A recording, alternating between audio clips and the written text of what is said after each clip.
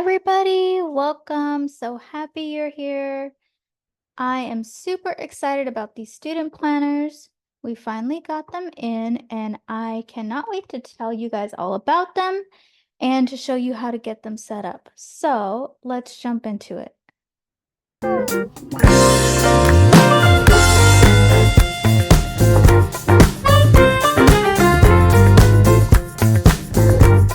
Okay, so as you may know, we do have two student planners. We have this yellow one that is for the younger student, what we call our Scout and Discovery students. And then we have this green one that we say is for our older students.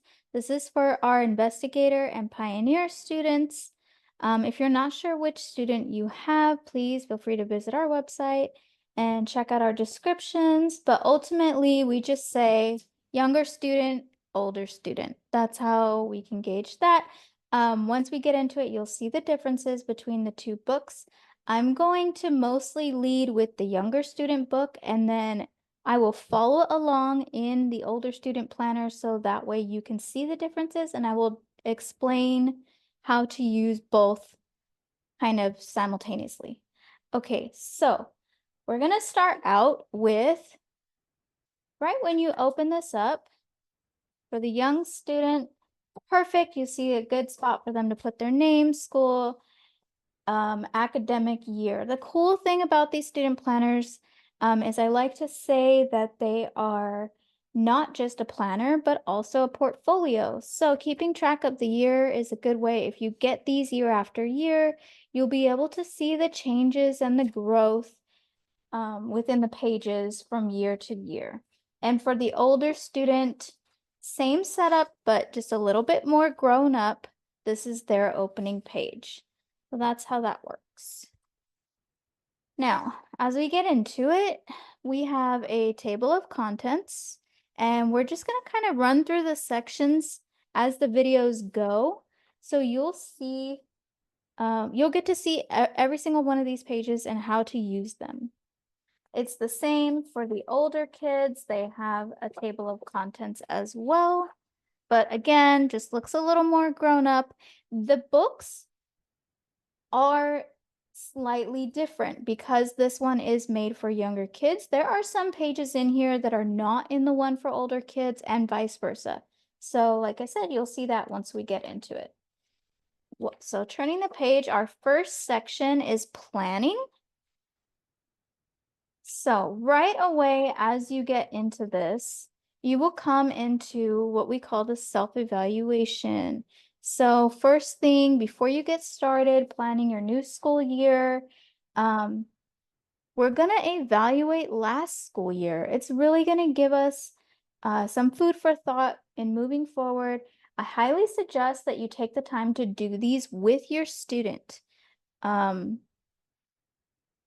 This is for parent-student interaction. This is to help you guys get on the same page, help your kid get their thoughts out about how they felt about the last school year. See some of the questions on here. What went well? What didn't go well? What changes do you already know you want to make? And then how would you, this is for the student, how would you describe yourself in these three categories for last school year? Academically, emotionally, and spiritually. So this really gives the child a chance to self-evaluate, think about where they're at, and put those thoughts into their own words. This is another one of those things where if you use these over the years, you'll definitely see the growth, and it will be really awesome for your child to see for themselves what they had to say about themselves and how it changes from year to year. Then then you have the student profile. And you talk about their strengths and challenges. Same categories, academic, emotional, and spiritual. So those are, again, things that you want to have student input on, but also the parent helps fill this out. Then once you kind of think about your last school year, you move on to the next page for self-evaluation, and that's preparing for the current year. Hope you guys can see this well. So it says, overall, what are some things you would like to focus on this year in each category? Same three categories, academic, emotional, spiritual. And then this is the fun part. It says, are there any topics, subjects, books, clubs, etc. that you would like to include or keep in mind for this year? List them here. I can tell you I'm using this book for my third grader this year, and he definitely has some ideas for books and clubs that he wants to read and be involved in. And he does have some topics that he wants to learn about that he's told me. So I would write all those in here and include them, and then so we'll just have that kind of at the top of our brain for planning this current school year. Anyways, the next section, skills you want to learn and hobby lists. So, for example, planting a garden or how to make yourself a meal. Everybody's home is different and what you want your kids to learn. So, just take the time to think about those things. And then lastly, at the bottom here, we're talking about identify what your needs are in each category. So this is for the student. The student takes a moment to really think about themselves and their growth, and so it says here, identify what your needs are in each category. In order for you to have a successful year, be sure to include your parents and/or teachers in a conversation about your needs so everyone can work together in helping you. So, through the same three categories, academic, emotional, spiritual. So the student is going to take the time to think of what do they need from you as the parent, or maybe if you have a resource teacher or a tutor, something like that. What are their needs this year to grow in these three categories? And then make sure you have a conversation about that and discuss as a parent, how can you help them with those needs? So this is the self-evaluation, and it looks the same for the older student. So as you turn the page, then you start getting into your academic year plan. So let me see if I can pick this up and show you a little bit better. Sorry about this. So, academic year plan. There's a spot for a student photo. Then over here on the corner, you have the student snapshot. So we're talking about, you're going to write the academic year, grade and age, learning style. This is a big one. I don't know if you have taken the time to learn about learning styles, but this is a big one, and we do have a blog out about it. So if you have not had a chance to read that yet, I highly suggest. Learning style is an awesome thing. Everybody has a strong suit in the way that they learn, and I have learned that discovering your students' learning style really helps to cater their education to them. And then your academic year motto. This is fun to think about. It can be a scripture or not, but let's just come up with a motto for this school year to help us stay focused. So then we have subject-specific academic goals. So we've got your basics, your core four, as we call them, language arts, math, science, and history, and then feel free to add more. For example, my third grader, who is in a reading program, his academic goal for language arts this year, or maybe just specifically reading, would be to bump up maybe a grade level, or maybe complete a more advanced chapter book all by himself this year, something like that. So we're going to come up with academic goals, and they can be grade specific or student specific. So that's something to think about, and this is going to help you in just planning your overall school year when it comes to picking out curriculum, and after you pick out your curriculum, it helps you to stay focused and remember what were your goals for this year. As you're getting into the school year, especially when you get in the middle of the school year and maybe you feel like you're in the flow of things, this is good to refer back and make sure that the work you're doing isn't really just passing the time, but that you're focusing on the specific academic goals you set for your student. Okay, then you have course plan here. So you have subject, curriculum, number of lessons, days per week. So Like I was saying before, you can do this yourself as the parent, or you can include your student in it, depending on your student's age and how involved uh they are in just kind of like pacing out their schoolwork. So you would put maybe like math, and then your curriculum. Maybe you're doing, for us, we're doing dimensions math. So that's what I would put here.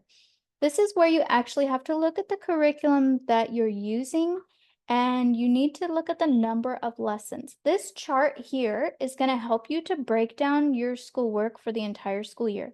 There are pages as we go, you'll see, that will be utilized to help you break down the schoolwork over the school year to set out your pacing.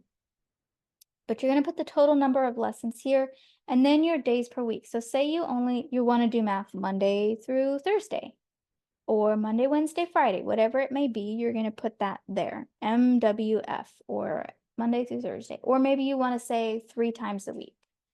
So that's what you're going to do with this box.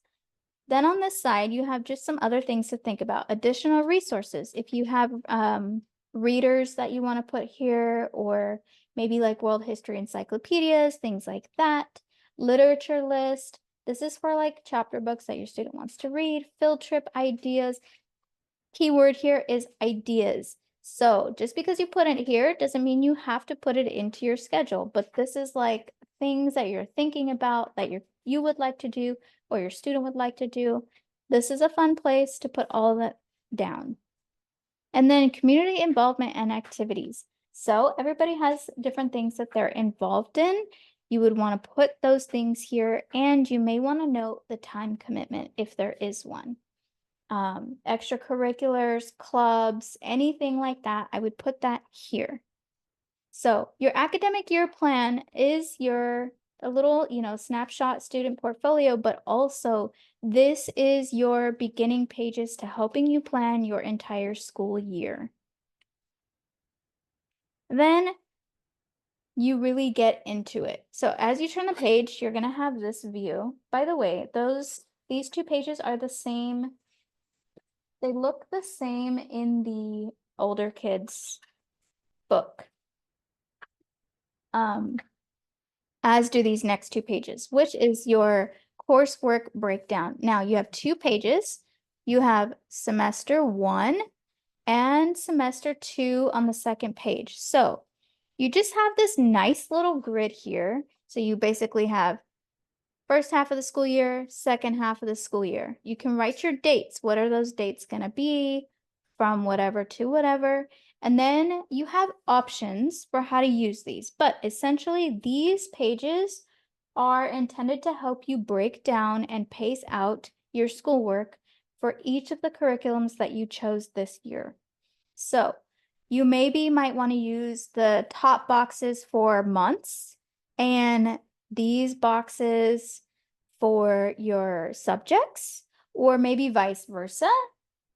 It's really up to you how you want to use this grid, but it is meant to help you. So say I put, let's pretend this is first semester. Let's say I put August here, and then this says math.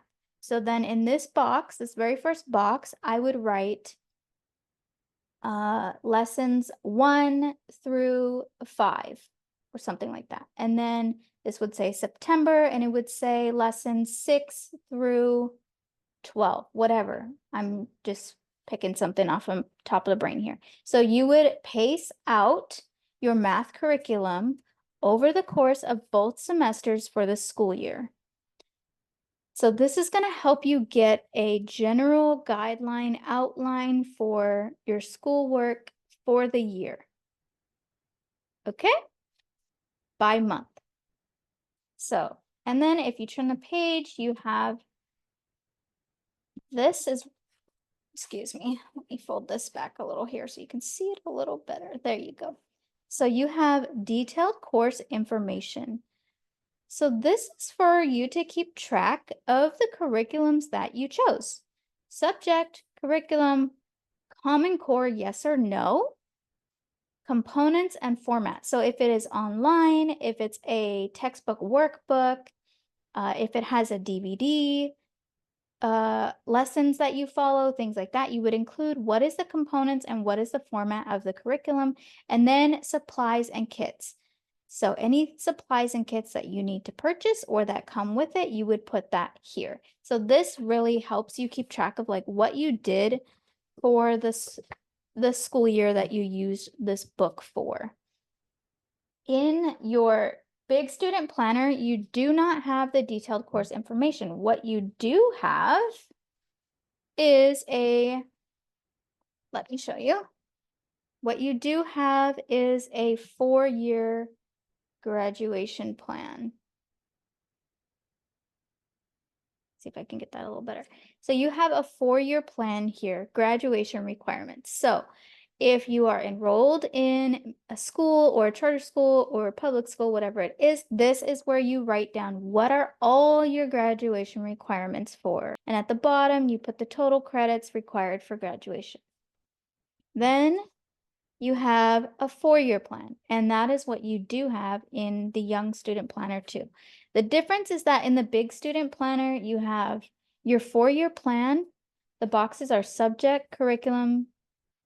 This is also a place where you can keep track of grade and then credit, and then at the bottom, total credits. So you want to plan your 4 years out, your classes, what you plan on doing. You also have this in the young student planner, which may seem a little bit much if you do have a younger student, but let me tell you, I decided to include this in the young student planner specifically because I needed this for my student.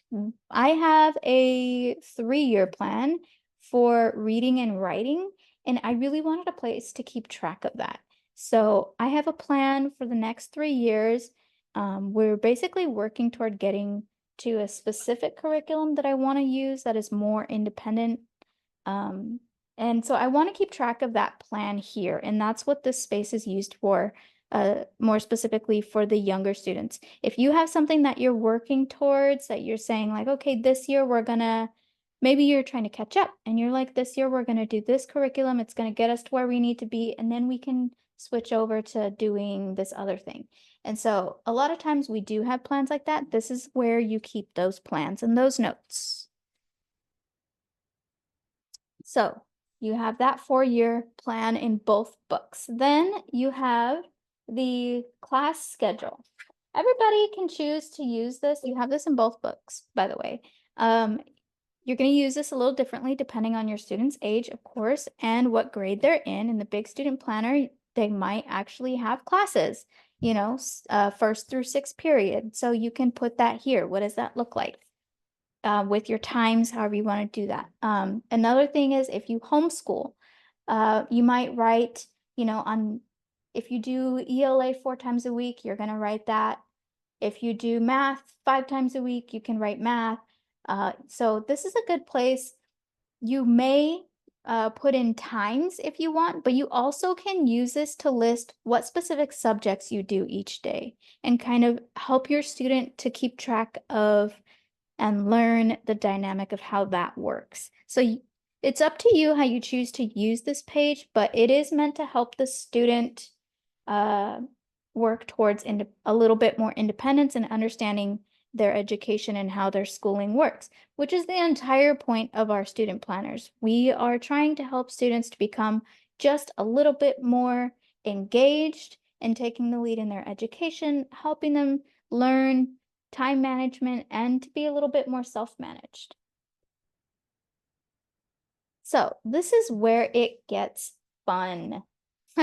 These are all the extra little added things that really round out. This is not just an academic planner, but this is meant to really help you in your day-to-day life, your student and the parents.